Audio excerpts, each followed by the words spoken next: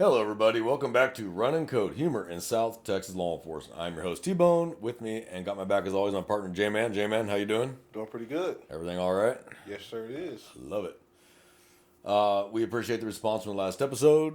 We hope you enjoyed it, and we're gonna hope you enjoyed this one today. And like I've said earlier, our job is to be funny, but also to bring awareness and education and pull back the layers so people understand why we do what we do or why what you did caused the response that you got from us and so on and so Right. forth. Maybe bring that understanding that to people, and understanding breeds awareness and it breeds less problems. It's ignorance and misunderstanding that breeds the problems. So Right. we're trying to peel back that layer. And there's other podcasts out that do the same thing. And Donut Operator and those guys, power to them. I got nothing against them. Please keep doing what you're doing too. The more we do this, the more we get it out there, what we do, how we do, and why we do it, the less problems I think we're going to have. People will start going, oh, I didn't realize that. I didn't know that. And that's great. That's the response we're looking for. Some people you can't reach, just like Cool Hand Luke. You know, what we have here is fair to communicate. Some people you just can't reach. It's true. Some you just can't. Yeah. They've got it in their mind, and that's it. Nothing you say or show them is going to change their mind, and that's fine. You know what? If that's how you choose to live, that's how you choose to live. Yeah. I've been proven wrong before too on shit that I absolutely just no, I absolutely do not believe that, and then I get proved wrong. I'm like, okay, I was wrong. Yeah. You gave me a rational argument with facts, not emotion. I don't like arguing with emotion. I argue with facts. I argue with facts and reality and what I can see with my own two eyes. I don't argue with emotion. I don't argue with irrational feelings. Facts.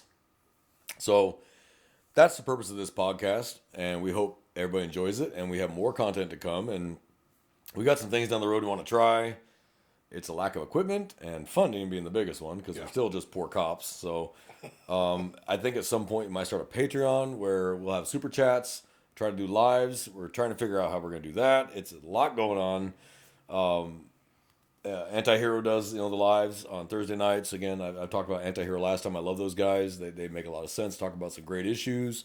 We like to do some of the same things they do with the Patreon, where they get the super chats. People can donate money, and we read their question, answer their question on the air live. We're still trying to figure out how to do that. That's not actually as easy as it sounds to do. It's actually very hard to do. Yeah. And it's got to be in cooperation with YouTube. And if YouTube doesn't like your content, they smash it. So there's a whole bunch going on. So we're working on that, but we have more to come. But everything's evolving. For those of us who've been with us from the beginning, that first episode was horrible. We were new. I'm eating food.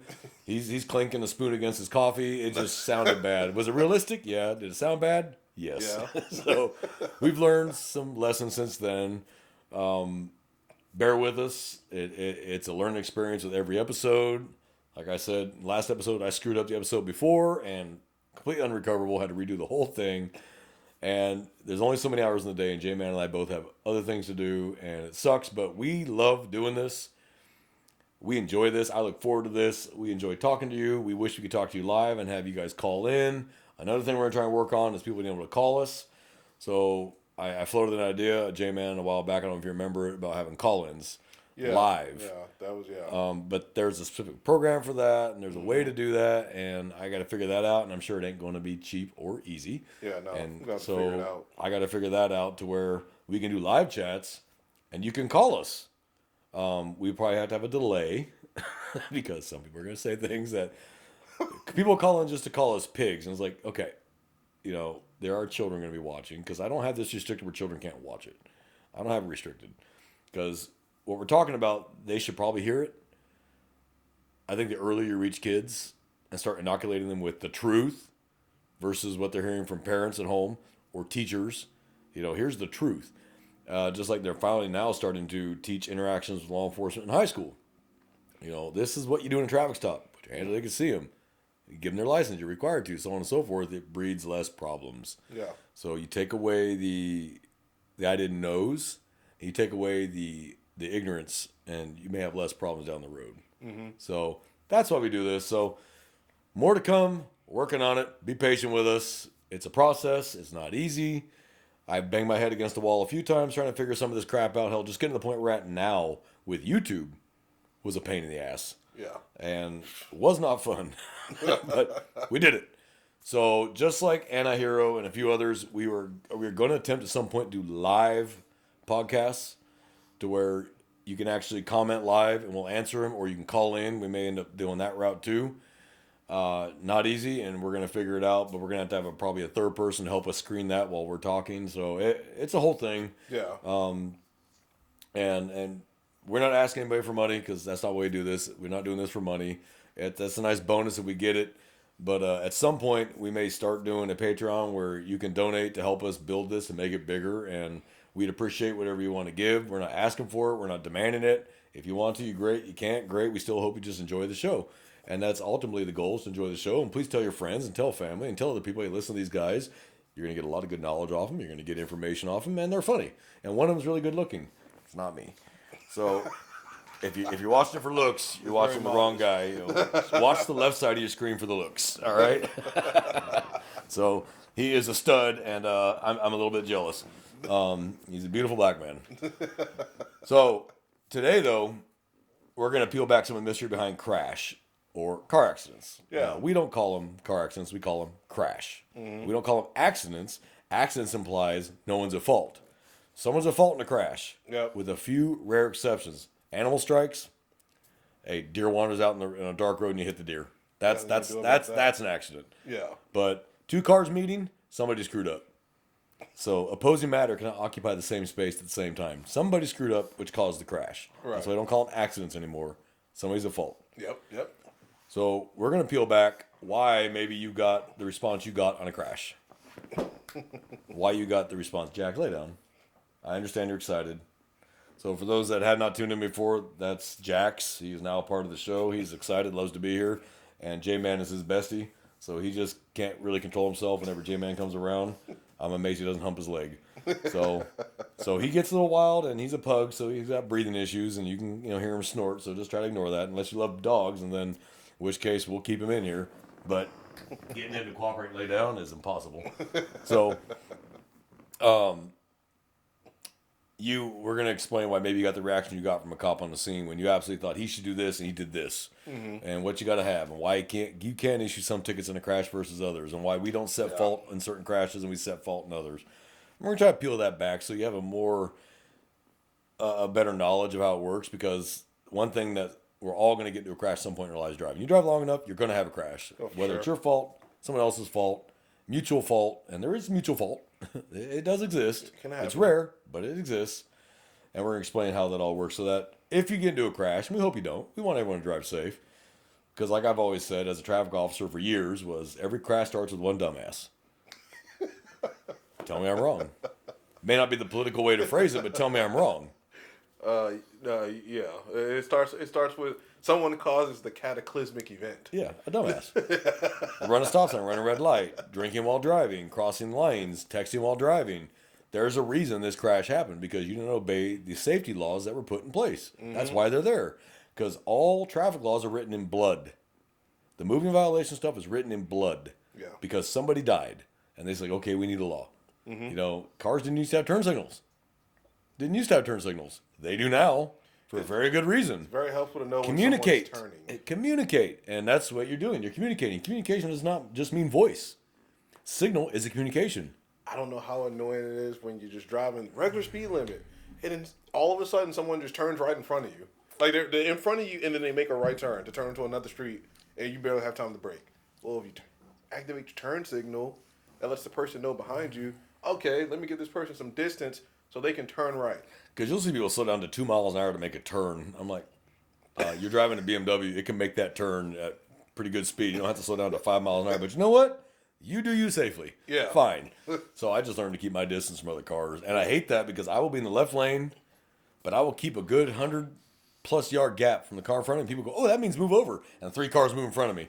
And I got to back off even further to give them that safe space, which is why I've never actually rear-ended anybody, but I've been rear-ended. Because they won't keep a safe space for me. Yep. And I'll tap the brake lights like, hey, man, back off. And when I had an old 1958, I would slam the brakes to the floor, because that's a 6,000-pound piece of iron. I'll slam the brakes to the floor. Your little Honda Civic ain't going to win. So, crash. It happens to everybody at some point or another. Whether it's your fault, not your fault, you got to deal with the ass pain of getting an estimate, getting a rental, getting insurance adjusters, dealing with their insurance company. Oh, they don't have insurance. Shit, now you got to deal with it. Do you have uninsured coverage? Crap, I don't have uninsured coverage. And for a little tip, anybody in Texas, you need to have uninsured coverage. Yeah. You really need to have uninsured coverage because I'm going to tell you right now, as a traffic officer, I would do 40 traffic stops a day. Half didn't have insurance. Half did not have car insurance. Yep. And they're the reasons that drives the rates up in this area. Next county over, it's half the price, but it's also a quarter of the population. Right. So it's going to be based on population amount. I guarantee you it's even higher in Houston, Dallas, Austin. I guarantee it's higher. Yeah. Because you get that many people together, you have that many more people driving without insurance. And I will tell you right now, what I learned is that the majority of people who caused the crashes were the unlicensed and or uninsured driver. Yep. Almost every time. Because they've already shown they don't care. Nothing to lose. They don't care. They'll go buy another piece of shit from a fucking salvage yard and drive that. Yeah. But your nice BMW, but you didn't get uninsured coverage because it's expensive, is now gone and you have no way to pay for it. Yep. So I highly recommend, even if the car's paid for, get full coverage with uninsured. I'm telling you, just cover your ass. Yeah. Because ain't no one else going to. That's true. So, all right, you got into a crash. Minor fender bender. Let's do this scenario based at a time.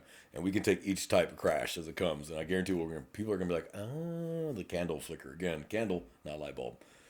It's not a streamlight at 1,000,000 candle power.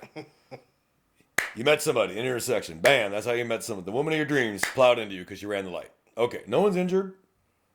If the cars are drivable, by state law, get them off the road. Yes. State law says if the cars are drivable, get them off the road. There's a reason for that. Don't sit there in the middle of an intersection at rush hour. Don't move. We got to wait for the cops to get here. No, you don't. Please get them out of the intersection. They want us to see what the cars look like. No, Like, don't need to see that. Trust me, an experienced cop can look right at the cars and go, I know exactly what happened. Okay? Take pictures real fast, as fast as you can. Just get pictures real quick and then get them out the road. Just get them out. Because one, you're impeding traffic. You're slowing down, especially rush hour. And three, you're putting yourself in danger when the next idiot not paying attention comes roaring through the intersection and hit you. It happens. We get secondary crashes at primaries all the time. I don't know how many times I've been on one side of a highway working a crash, and these people are paying attention to my crash and crashing the guy in front of them on this side of the highway. All the time.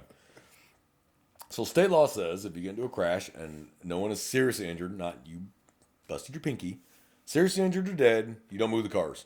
If you're seriously injured or dead, you don't touch anything. Now, chances are good if someone's seriously injured or dead, the cars aren't movable anyway. Yeah. Okay, but on the off chance they are, don't move them if someone is seriously injured or dead. Serious injury is defined as life-altering, life-threatening, or permanent disfigurement. Yes. That's serious bodily injury. A broken arm, not SBI. Broken ankle, not SBI. A broken pinky, not SBI. Open fractured femur, that's a serious bodily injury because without treatment, you'll die. Yeah. Internal injuries. If someone's sitting there and you can see massive bruising across their chest, don't move them and don't move anything. Major head injuries. Now, head wounds bleed a lot. So look at it closely because it could just be a minor cut, but it'll bleed like a stuck pig because it's a head wound. Yeah. So common sense goes a long way, people. But get the cars out the road. All right, you call 911. Oh my God, I got into a crash and this person ran the red light and hit me and blah, blah, blah, blah, blah. Okay, fine. Call taker draws up the key card, dispatches out to the nearest available unit. If it's a minor, no one's injured, they may take a while before they get there because they're dealing with the violent calls first. Shootings, stabbings, or whatever, they have to deal with that first. If they see the key card, no one's injured, they'll get there when they get there. Be patient, they're coming. If it's rush hour, you ain't the only crasher working right now. Yeah. There's probably 5 other crashes that are working right now, and they might need 3 units to cover one because they got to get the cars out of the intersection because they're both not drivable. Yeah. So they're waiting for tow trucks to get them moved out. So I've pushed cars out of intersections before. I put the push bumpers and I shoved the car out of the intersection. If it's already totaled, it's totaled. Get out of the intersection because our first responsibility is to make sure everybody's okay. Second responsibility is get the road open. Yeah. Notice which one was first. People first. Yep. Then traffic. Yep. And we get that one all the time. Oh, you just care about traffic. No, I want to make sure you're okay. You've established you're fine. Now let's get the cars out of the road. Especially in rush hour. One fender bender can screw up a whole highway for hours. Oh, yeah. All right, cops show up. All right, who was driving this car and who was driving that car? And you want to tell your side of the story, and she or he wants to tell their side of the story. Cops gonna be like, stop. Give me a minute. First, I need licenses. The first question you should ask is anybody injured? That should be the very first question. Yeah. Does anybody need medical attention? And I'll tell you right now, we will ask that question several times. If we keep getting no's, we're gonna ask that question several times for a reason. We're never going to assume you don't need medical attention. We're going to ask you, and then we're going to look for injuries too. You may not be aware you were hurt. You could be hurt and your adrenaline's up. You don't even know you're hurt. Yep.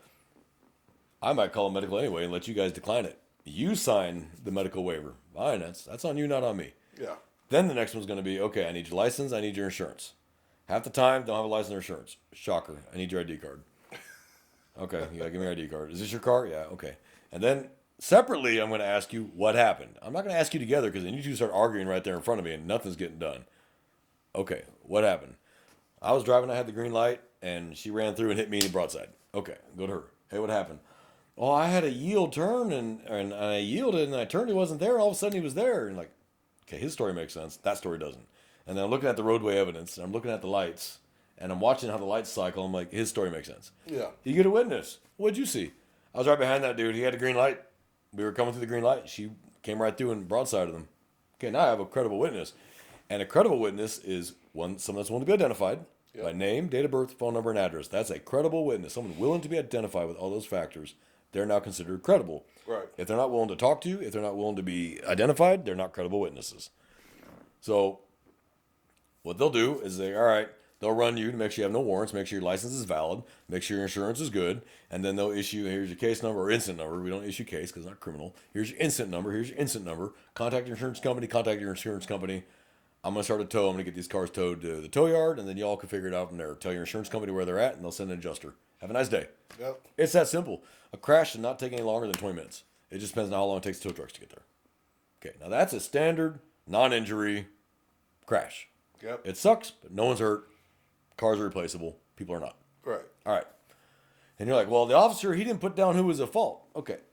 Officers don't establish fault in non-injury, non-fatality crashes. We put down what we see, what you say, and we draw a diagram of the crash, and we let the insurance companies deal with fault.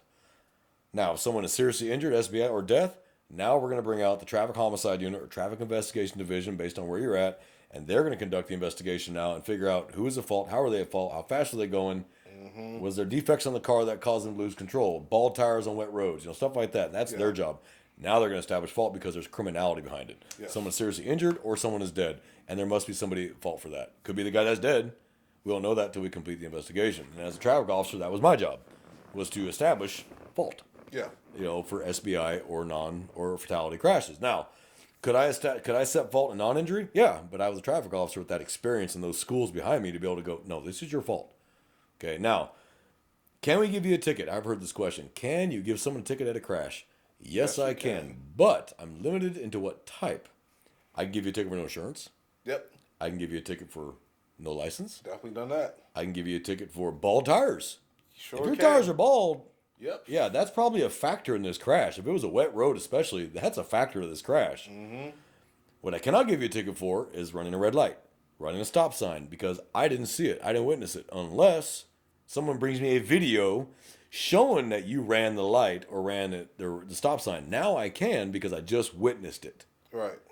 But if I don't have that, I can't say that's what happened. So I can't give you a ticket for it because I can't say I saw it with my own two eyes. Now, if an off-duty police officer or an off-duty fireman comes up to me, they're credible, and because they're sworn personnel, and say, yeah, that she ran the red light. He was coming northbound, she was coming eastbound, she hit him broadside. That's a credible witness who telling me you ran the light. Now I can give you a ticket. Now, what about this? Because what if the other driver says, "Hey, the other driver told me that I ran the stop sign," and then the other driver, when you ask them, you say, "Hey, the other party is telling me you ran a stop sign. Is it true? Did you run a stop sign?" And they actually admit to running the stop sign. Because now you admitted it. So you have your confession, and you have the witness statement and a confession. You can. Now, do I? I typically don't. Mm-hmm. I was like, you know what? You're already going to be enough ass pain dealing with rentals and assurance adjusters, and that's not an easy process. You go buy another car. That's a pain in the ass, and the prices are only going up. Yeah. So typically I don't. Mm-hmm. I'll do it for the no license, no insurance. Absolutely. Yeah, those are two items that you are required to have when you drive. Not one or the other. Both. They're like peanut butter and jelly. They go together. And just for a fact, and this is probably lesser known. I really do think it's lesser known because it wasn't until I looked specifically at traffic law just to broaden my scope. If a person is driving a car and their license is suspended, Thank you. and a crash and may cause a crash that causes injury to the other party, You're going to get a pair of bracelets. To jail. You're going to jail. You're going to jail. So in Texas, driving license invalid, that means suspended, denied, revoked. Yep. Not having one. Driving license invalid. DWLI. Don't get it confused with DWI. Mm-hmm. The first time is a ticket. Yep. The second time you get caught is now DWLI enhanced, a Class B misdemeanor, and we can take you to jail. Now, do we? It depends on what's going on. But let's say you're DWLI and you cause a crash, like he said, that causes injuries. Now it's a felony. Now you got a problem because you were driving a car when you were not supposed to be driving a car and you injured somebody. But that only applies if it was your fault. Yes. It has to be your fault, though. Yes. It cannot be the other person's fault and then automatically you're in trouble. No, it doesn't work that way. Kind of like, I'm going to kill this misconception right now. I think I talked about in our very first episode a year ago. DWI. Just because you're drunk does not mean you're the at-fault party. Yeah. Some states, like, oh, they're automatically at fault because they're drunk. No. If the drunk was sitting at a stop sign at a full stop and the guy comes across the intersection, hits them head on, it's not the guy's fault who was sitting there stopped at the stop sign. Will he get a DWI? Yes. But is he going to get intoxication manslaughter? No. He wasn't moving. He didn't cause the crash. So there's a misconception. I want to clear that up right now. Yeah. So if you're at fault and your license is invalid and you cause a crash, injury, or death, you're definitely going to jail. You're not supposed to be driving. Your license is revoked. And driving is a privilege, not a right. And it is granted by the state upon confirmation of several things. Training, you pay the money, you get your background check done, you get, there's a requirement for these things. So yeah. I'm glad you brought that up because I hear that all the time. You can't arrest me for driving an invalid license. Because people with a suspended license, they'll cause an injury and then, and it's just like, well, you never should have been driving the car in the first place. More than likely don't have insurance either. Yeah, and turn around. Yep. What do you mean turn around? I'm like, turn around. Now, I will tell you, driving with your license invalid and no insurance together is an arrest. You can go to jail for that too. You have a suspended license and no insurance. Yeah, you're going to jail. Yeah. There's a consequence for this. Sorry. So there's a few we can't arrest you for no license. Absolutely. It just depends on the situation, the dynamics, and what's going on. Yeah. Okay. Let's do the same scenario. Someone seriously injured or dead. Okay. All right. Let's say the man was driving northbound through the intersection on a green. Here comes the woman running the red light, running eastbound, broadsides him, kills him. Yeah. Okay. One, nobody's moving anything. Don't touch shit. Don't touch anything. Mm-hmm. Patrolman will get there and go, there's a fatality. They'll call out the traffic units because that's who does the investigations for that. We're gonna hope the patrolmen have talked to the driver to see if she's impaired or high, because she could have been. In which case, intoxication manslaughter. If she's sober, then it may just be manslaughter depending on what's going on, and that's a decision made above the patrolman's head. Mm-hmm. Traffic will show up, talk to that driver. What happened? 1, are you okay? 2, what happened? 3, where are you coming from? 4, what were you there for? Oh, you did drink. How many drinks did you have? Hey, let's do a field sobriety test over here. Or if they're injured, they're just going to go to the hospital. But we're going to talk to them real close. If you wonder why a cop gets in your face after a crash, he's smelling for alcohol. That's what we're doing. We're smelling alcohol. If we don't smell it, we may look for other signs of impairment. Right. Dilated eyes when they shouldn't be. Or constricted pupils when they should be dilated. Or you're sweating like a pig and it's 40 degrees and you're sweating like a racehorse. Could be something else going on. Mm-hmm. If we see those signs, an officer's going to go with the ambulance because you're in custody while we do a DWI investigation. Okay, because remember, it's not just alcohol that impairs you. Mm-hmm. Could be Xanax, could be Tramadol, could be heroin, could be cocaine, could be meth, could be fentanyl, it could be something. Yeah. Could be a prescription medication that you're entitled to have, but you took too many. Or you combined it with alcohol. Now you got an additive or a combination effect. So traffic's going to get there, and they're going to shut everything down. And they're going to start looking at everything. And, hey, see if that store's got footage. Someone go get that footage. All right, we're going to measure that skid. We need to start marking. They're going to get the paint. They're going to start marking everything. They mark where the tires are at, mark where the front of the car is at. They're going to mark the skids. They're going to mark all that because they need to be able to recreate it. And that paint lasts for a while. So we mark it to where if we have to shut that intersection down again in a week and come back and do more measurements, we can do that. Okay. And then they're going to we're going to measure it, and we're going to bring out what's called the total station or the Leica. And that's going to scan pictures as they stand there with that crystal that is accurate to 1/1000th of an inch. To measure this stuff because they got to put together a whole graph on exactly how this crash occurred. They got to measure skid. They got to do drag factor, elevation, distance to stop. They got weight of the car, the road. Is it wet? Is it dry? Is it sand? Is it asphalt? Is it gravel? There's so many factors when they need to figure out how this occurred. Right. We need to hold the right person accountable. So that's why it's such an involved crash. At that point, we will set fault. but we're using math and science, and we're using books this thick. This is just intermediate crash investigation. This is basic crash investigation, pretty much. Right. Look how thick this crap is. Yeah. For those that can see it, that's just intermediate crash. That's not even advanced crash. Reconstruction 1, Reconstruction 2, skid and yaw, MV Ped, commercial, train.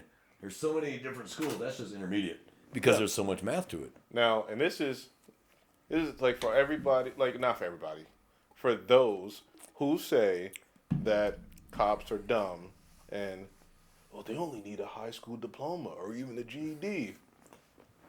This requires algebra, geometry, trigonometry, like all like it's a common misconception for the Keystone Cop thing. Yeah, I understand it, but please do understand that a lot of our job is having more of a basic understanding of not obviously mathematical equations, psychological things that are going on, social understandings, emotional intelligence. Yes, some cops are dumb to a degree because they just don't know how to make a good decision, but don't paint us all with the same brush. We say it before, we say it all the time.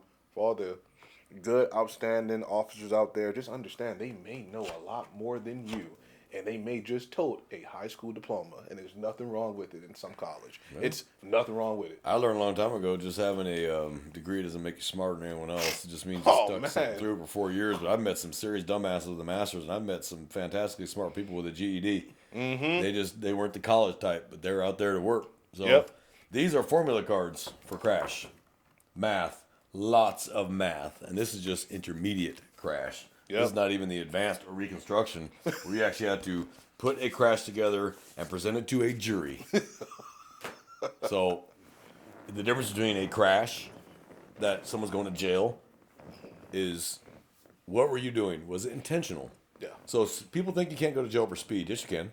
Sure can. You absolutely can. And it's not, it's got to be over 100. No.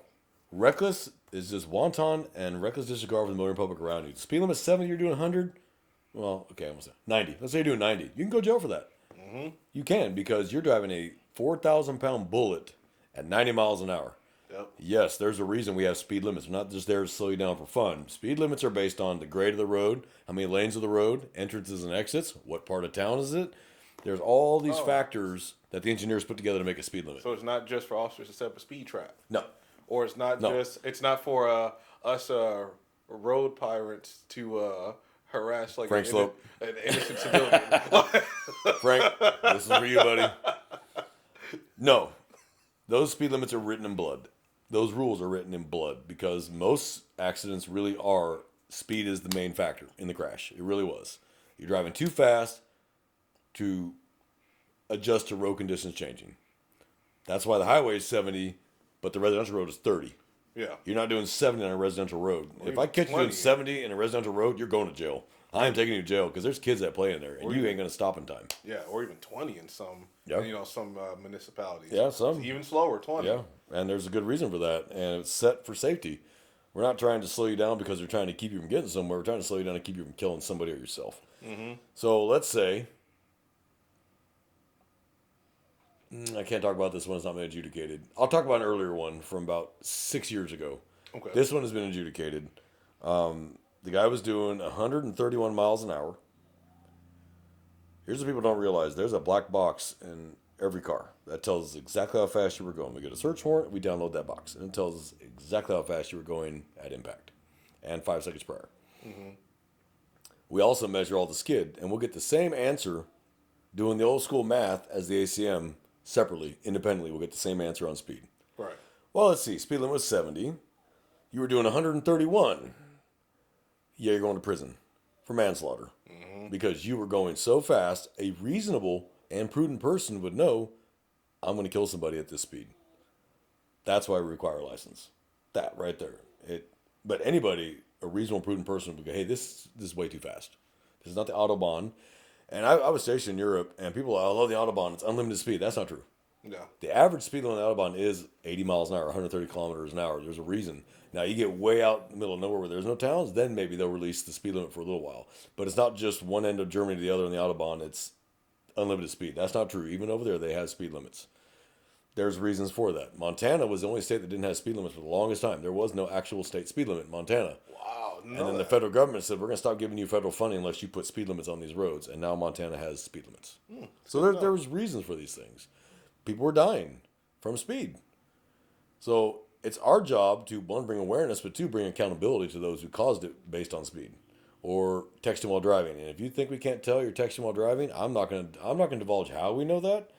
Let's just say we'll be able to find out that you were texting while driving. And if you kill somebody because you were texting while driving, we're going to arrest you for manslaughter because you were texting while driving, which is illegal for that very reason. Yeah. I don't know if you remember that kid that killed like 13 people up in New Braunfels. Oh, he was texting and he was high, but he was also texting. Cross lanes, hit that bus head on. Yeah. Killed like 13 of them. I think the only one that survived was the bus driver, and he took the first hit. But the other 13 were all seniors, so they couldn't handle that kind of impact, and it killed them. 13 people. Yep. This kid went to prison for a very long time, and that's what changed the law overnight. Because prior to the law changing, it was municipal code. Right. Cities made the decision whether that was illegal, and then the governor said, statewide, texting while driving is illegal. End of story. Yep.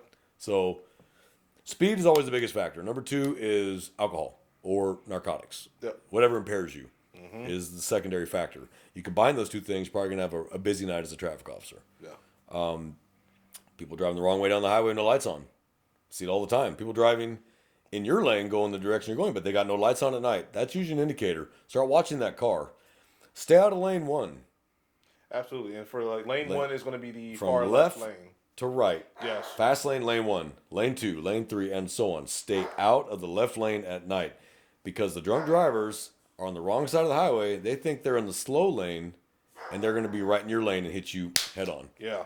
And they don't have lights on. You don't even see them until they come over a rise, and you meet in the middle. Stay out of the left lane at night. Trust me, it's almost happened to me a couple times on duty in a marked police car. Yeah, when you'll never forget it. I'll just never forget. I'm on patrol, working dog watch, and I'm in the number 2 lane, which is the far right lane, on a 2-lane roadway, going one way, one direction, and I'm just driving along. The speed limit is 55 in the area that I was at.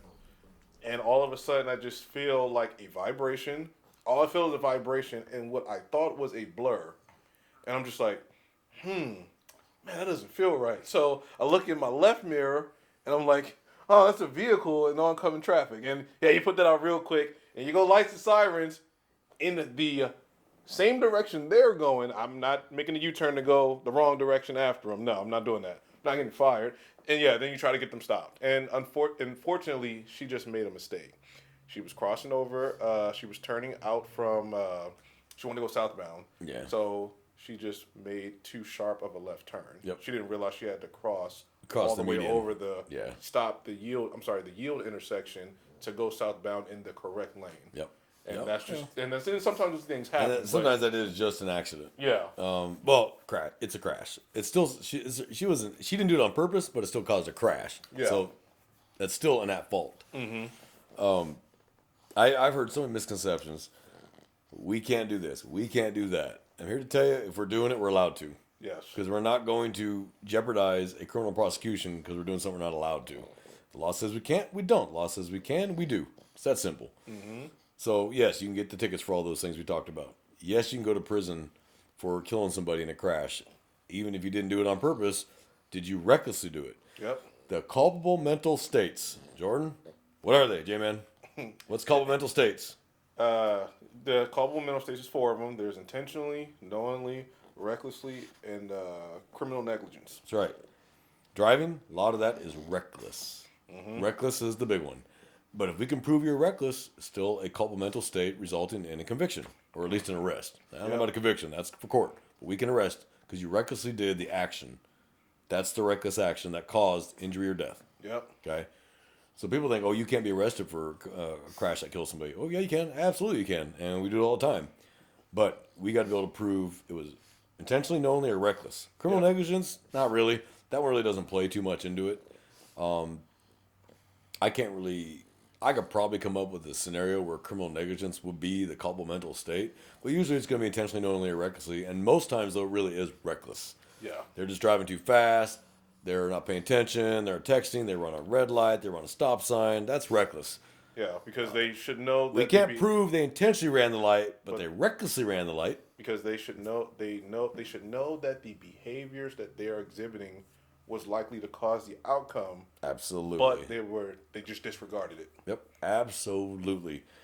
And that's our biggest, like, what we want people to understand is you will be held accountable for bad driving behavior. And especially if it hurts or kills somebody. Absolutely. And this is why we have driving records. This is why every time you get a ticket and if it doesn't get dismissed, it goes on your record. Because we will use that as evidence in your trial if you eventually kill somebody. Run a red light, run a stop sign, run a red light, speeding. Those are all evidence against you. That's your criminal driving record. It is absolutely, because you're not learning. Yep. The tickets did not have the desired effect. Cause, effect, behavior change. Right. It didn't change the behavior, and you kept doing it, and you kept doing it. Finally, you killed somebody. Some judges don't let you get more than a couple speedings before they take your license from you. Some are just like, yeah, whatever, pay it and move on. I think that's wrong, but that's not my choice. Yeah. I make the appointment for you to see the judge. What the judge does after that is on him or her. Fine. But I pulled over people that have like 30 speeding convictions behind them. I'm like, how do you still have a license? You're going to kill somebody one day, and it's going to be speed based on statistical fact, based on what all your criminal history, your driving criminal history, speed, it's probably going to be based on speed. Because you clearly are a speed demon. There's a time and a place for that. Yeah. The highway and the surface roads ain't it. You want to go out to the raceway, have a blast. It's your car. You want to tear it up, go for it. But that's a closed track. There's medics standing by. Have a ball. Wear a helmet, wear a seatbelt, have a nice day. But this on the surface roads, racing another car and street racing in Texas is arrestable. If you are racing another car, which is a competition of speed between two or more vehicles, you're going to jail. Period. Because that causes so many fatalities. It does. Because you guys doing 110 miles an hour, 120, 30 miles an hour through heavy traffic. And then someone clips the bumper just right and they start spinning. And they start taking out cars around them. And someone eventually is going to die. Another thing, seatbelts. Seatbelts save lives. I don't ride without a seatbelt. And I'm a cop. Who would say anything to me if I wasn't wearing one? But one, state law says you have to. Two, policy says you have to. And three, common sense says you damn well should. We're not immune to the laws of physics because we're cops. And too many cops have died because they were not wearing a seatbelt. And it's a sad, sad thing. Totally preventable. I've seen people walk away from 100-mile-an-hour crashes because they wore a seatbelt. And I've seen people die at 20-mile-an-hour impacts because their head hit the A pillar or the ceiling or the windshield, or they hit the B pillar, and that's it. Lights out. They're gone because they weren't wearing a seatbelt. Or go through the windshield because your head is not harder than that windshield. It looked horrible when someone goes through a windshield, and totally preventable. And I've heard all the excuses. Oh, the dumbest ones. Oh, wrinkles my clothes. That's a good reason to die. You heard that from somebody? I've heard that from somebody. I'm like, well, good reason to die, right? Because your clothes. I've heard, well, I don't want to get trapped in it in a fire. Okay, but if you're not wearing it, you'll probably be knocked out, and you'll just burn to death because you don't even know because you're unconscious because of the head injury. If you're alive and awake, you can undo the seatbelt and get out of the car. So no, that argument told, what if I go into water? We're nowhere near water, so that's not really a factor here. But even if it is, it'll keep you, again, same concept, from knocking yourself out on the B pillar or the A pillar or the windshield, so you're awake and alert enough to get out of the car.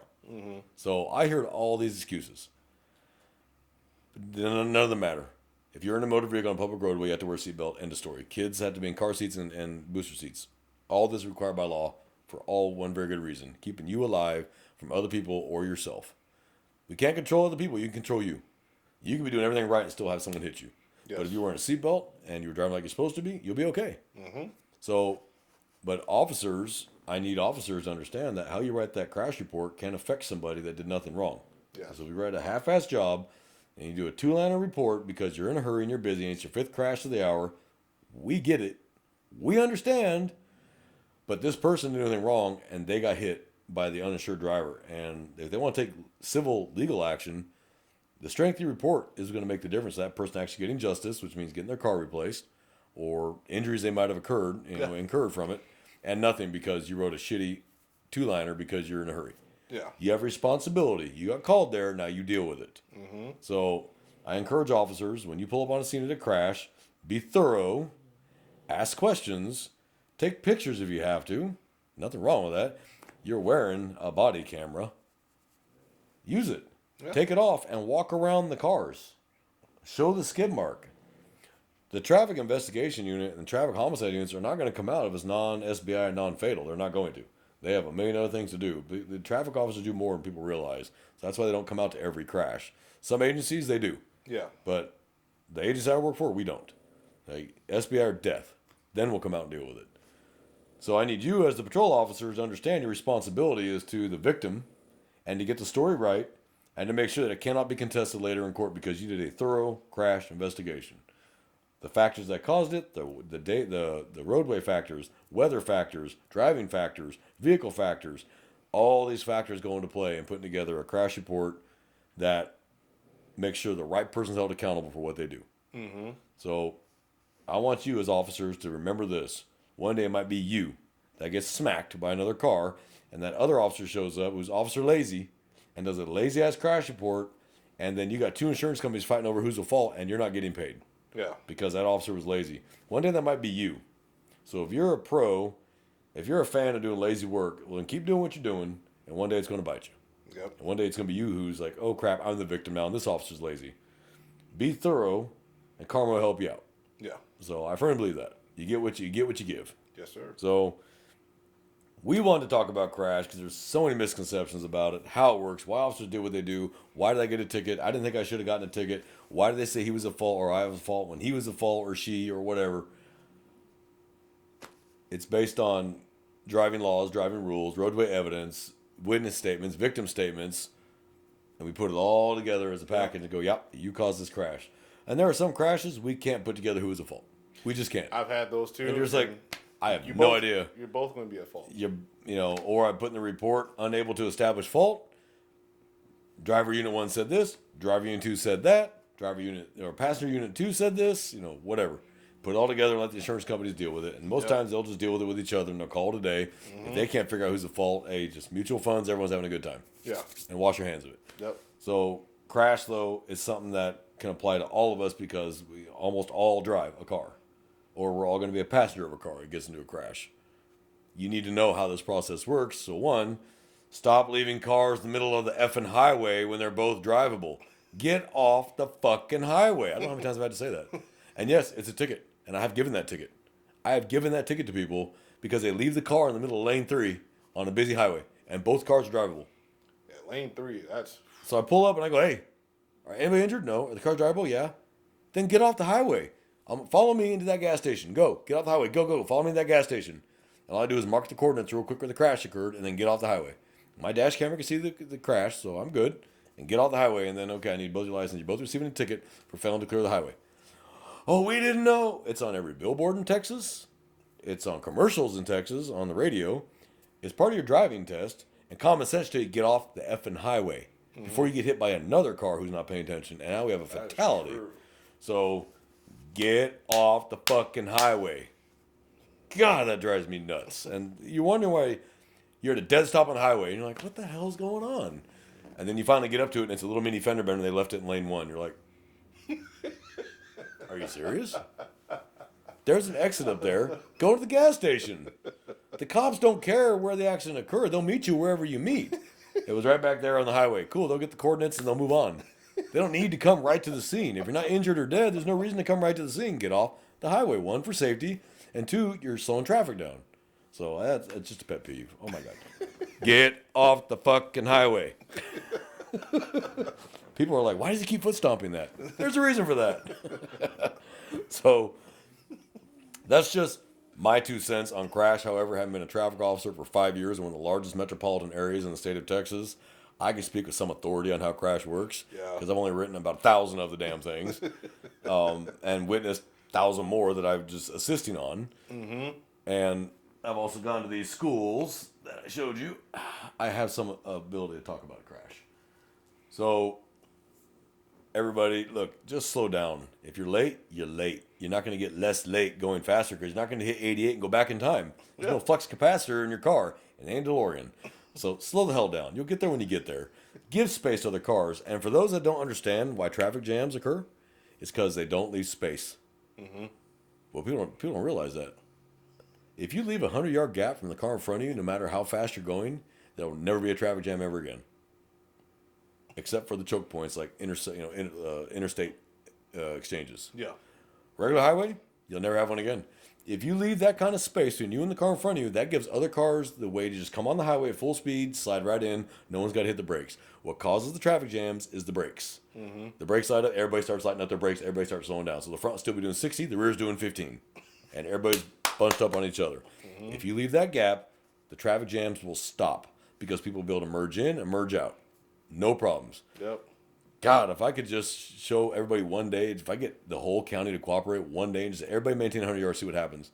And all of a sudden everybody's at work in 15 minutes versus an hour, maybe the light bulb will start going over people's fucking heads to leave some space. Plus, the crash rate would go down. Way down that day. You may not even have a crash that day. Do the speed limit and leave a 100-yard gap and watch what happens. Driving is very, I've noticed driving's selfish. A lot drivers who cause these crashes, super selfish. Oh, yeah. Selfish and bad decisions. Oh, and yeah. It's emotional decisions. I think I can beat the traffic. You're not going to beat them. You beat it all right. Yeah, you beat it with a crash. And now everybody's already home now, and you're still sitting here waiting for law enforcement to get there to write your crash report because you're in a hurry. Mm-hmm.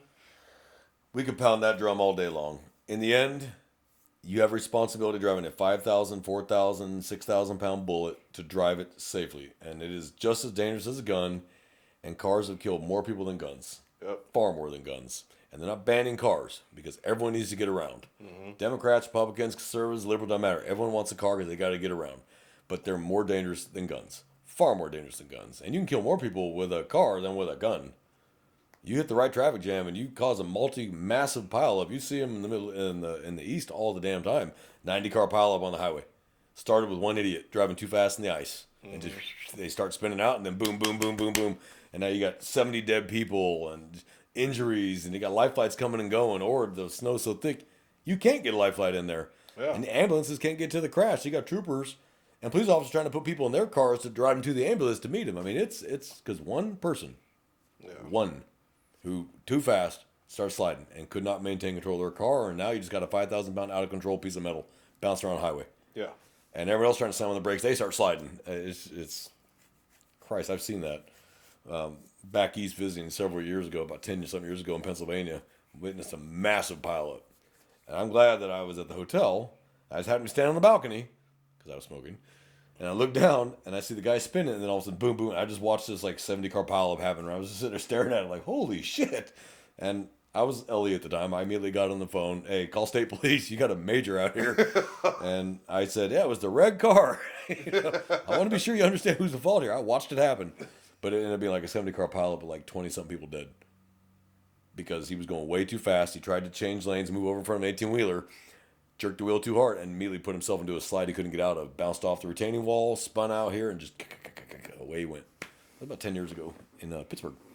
So, slow down, people. Slow down. You're going to get there, I promise you. And I believe it or not, if one of you starts on one side of the county to go to the other side of the county, and one does the speed limit and one does 100, you're still going to be there around the same time. Yep. Because that person still got to slow down for other cars. They still got to slow down to merge. They still got to slow down to change lanes. You're going to get there around the same time. I love it when there's like the Mustang. Oh yeah, the one that whizzes by you and you meet the light. Yeah, and they're doing like their Dominic Toretto just going through like lanes. They're speeding, doing probably like 110, and then we meet the same traffic jam where I catch them at the light, just doing the regular speed. Yep. Hey. This goes out to you, man. And how much gas did you burn doing all that? Goes out to driving you. For show. Yeah, you're a hero. This goes out to you, Fast and Furious. Yeah, it goes out to you, man. So driving fast will make you furious and you get your ticket. I like that. Yeah. I should make that T-shirt. Driving fast will make you furious. Sign here. Yeah. You know what? I just had that idea. You know what? Watchers, let us know. Do you want merchandise from Running Code? We're thinking about starting T-shirts with the little sayings that we come up with. J-Man's has some good ones. I've had some good ones. And we'll make T-shirts out of it. You tell us what you like. We'll do votes. Yeah. We'll see what we can do. So we'd like to be more interactive with our audience. We really would. And that's why I'd love to do the whole live chats. They can call in. We can talk to them. What was that one from that last episode? Call us. What was his name? Hold on. What was it? I was going to say it was Brandar. But that may be wrong. Brandar86. You know what, Brandar? We'd love to have you call us in, man, when we do a live show. We'll talk to you, bud. I have no problem with ignorance because I can correct ignorance. I can't correct stupidity. I can correct ignorance. I can't correct stupidity. Like I've told people, I can only explain it to you. I can't understand it for you too. Yeah. So another T-shirt. I can only explain it to you. I can't understand it for you. Sign here. So, J-Man, you got anything to add, brother? Oh, that's it. Well, I think this was a great session. I think some people got some knowledge, and hopefully, if one person got a little bit of knowledge, hell, it was worth it to avoid a crash. Because one, we're selfish by nature, and we hate working crashes. So no officer is happy about working a crash. I'm gonna tell you, no officer shows up with a smile on his face for a crash unless they're first day as a rookie and they're just excited to be away from the friggin' academy. But they're gonna learn real quick within about a week. It sucks because as a rookie, you'll take every crash that comes out because that's how you learn. Yep. So trust me, I did. I was like, "What the hell? The sixth one of the day? Well, that's how you learn." I've learned. Thank you. Now I can work a crash in about 10 minutes. I know what needs to be done. I'm out of here. Yep. But at first, you're like, "Well, I need to measure." Nah, you're not doing all that bullshit. Look at it, use common sense and driving rules, and figure it out. Yeah. So, J-Man, another great week. Thank you for joining me. I know you're busy and got things to do, but I think what we do is important, and so appreciate it. For our brother and sister officers out there, please keep yourselves safe, look out for each other, and help each other out. And for the citizens, please bear in mind what we tell you. What do you tell you? Slow down. We're not trying to ruin your phone. We're trying to keep you ruining your life. Yeah. Big difference between the two. So, from J-Man and I here at Running Code in South Texas, we wish everybody to have a great week. Be safe, watch each other's backs, and keep an eye out for further content. And don't be afraid to send us messages and pass us along. So, J-Man, Yeah. all right. We're out of here, people.